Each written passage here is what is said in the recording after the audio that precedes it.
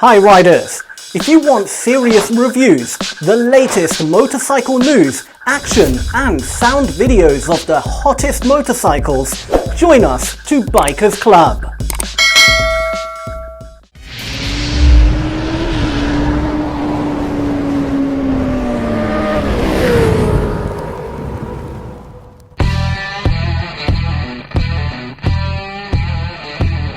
The key to having fun on a dirt bike is confidence. You gain confidence when you can touch your boots down securely in the dirt. The trail bikes I've ridden range from smaller displacement bikes with not quite adult ergonomics, to leggy 450cc cross-country bikes that are race-ready. In the end, measuring smiles may be the best marker for bike selection, and that brings us to the new 2021 Kawasaki KLX230R S. In 2020, Kawasaki introduced the KLX230R, a welcome addition to the KLX lineup, as it filled the gap between the KLX140R and the full-sized KLX300R. Kawasaki gives the new KLX230R S a critical feature for 2021. Let's find out what this KLX230R variant has to offer. The seat height of the 2021 Kawasaki KLX230R S is 1 inch lower than the standard KLX230R. 1 inch may seem like a small unit of measurement, but it can mean the difference between security and intimidation. With my 30.5-inch inseam and Alpine Stars Tech 7 Enduro boots, I can just graze both feet flat on the ground when seated on the KLX230R S with its 35.4-inch unladen seat height. Nice! On the KLX230R S, the ergonomics remain full-size. The shorter seat height does not impact small adult ergonomics. On the S version, the wheel travel is just over an inch shorter than on the standard KLX230R. This is key. Since the rider triangle has not changed, the seating position does not feel cramped. While the 230R is not as spacious as the KLX300R, it does not feel like a kid's bike. It is easy to move around on the bike because the seat is firm, yet comfortable. If you need more room, the handlebar clamps are multi-positional, with the stock in the rearward position. The seat height of the KLX230R S is over a half-inch higher than the Honda CRF 250F, which has about the same suspension travel as the KLX230R S.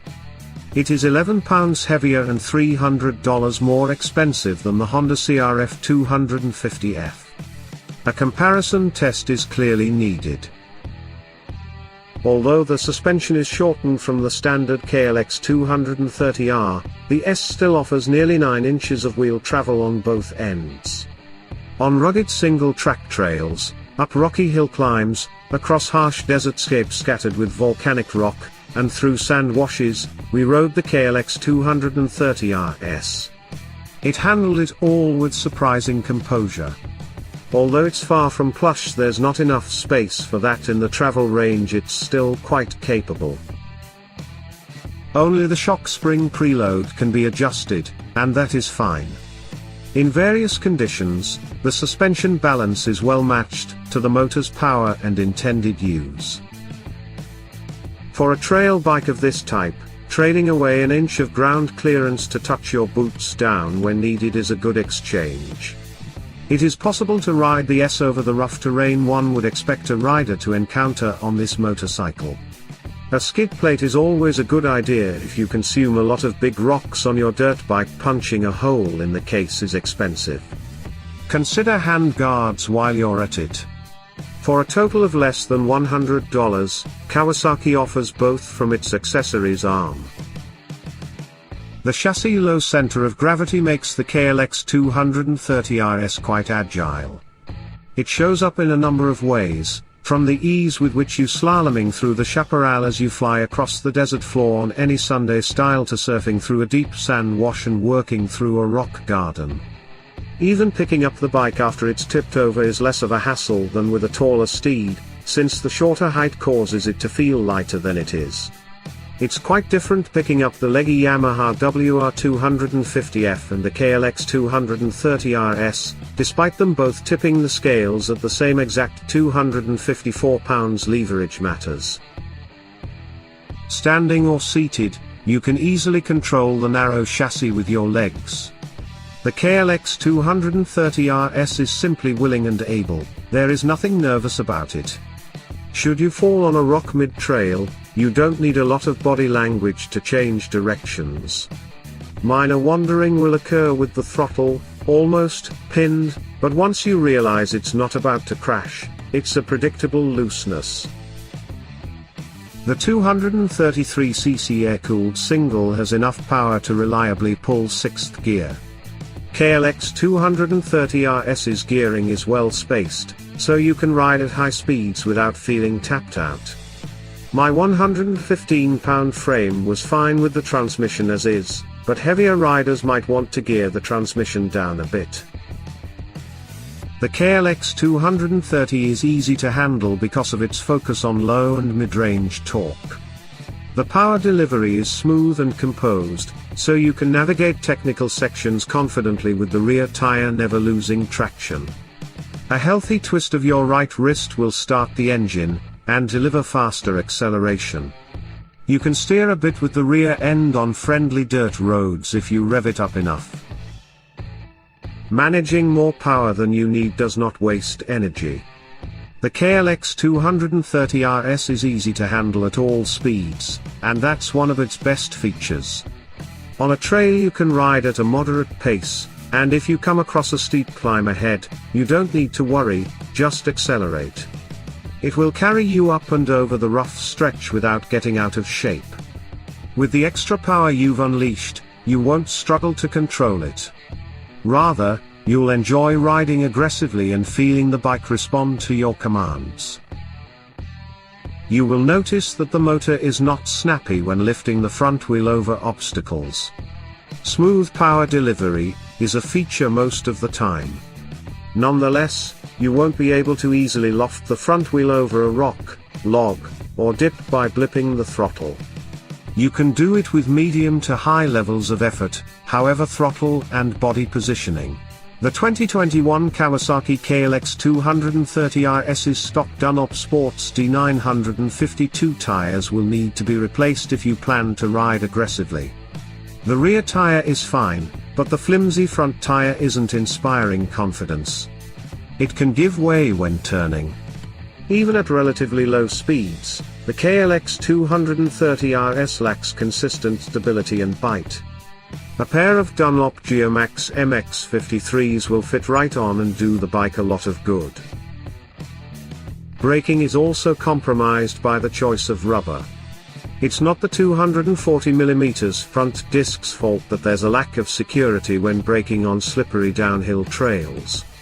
The D952 doesn't provide a tacky enough contact patch. I quickly found that I needed to supplement the front brake with the rear disc and engine compression braking to feel secure when slowing my downhill momentum. Feel at the lever and pedal is good, so the pair of disc brakes do a fine job of slowing the bike in less demanding circumstances. The motor is not snappy when you lift the front wheel over obstacles. Generally, the power delivery is smooth. It has a tendency to idle high unpredictably, possibly a result of the motor being eligible for a California green sticker. Dynajet will set you up with a Power Commander V if it's worth $400 to you to fix the problem. It never hiccuped, sputtered, or flamed out, whether it was in the high desert at 2,400 feet above sea level or in the local mountains, over a mile high. If you fall, be sure to turn the bike off and on again before restarting it, otherwise, it won't start. Also, if you don't remember to shut the KLX off at the end of the day, the battery will be drained. I don't like the red power light. When I look down while riding, I see a red light, usually a bad sign. Kawasaki green lights would be less distracting and more accurate. A low fuel light comes on when the 1.7-gallon tank needs refilling. It takes a lot of riding to turn it on. Kawasaki's KLX230R S is inexpensive, and sometimes obvious about it. KLX230R S has quite a few extraneous brackets and mounts, which tells you the parts are repurposed from other motorcycles.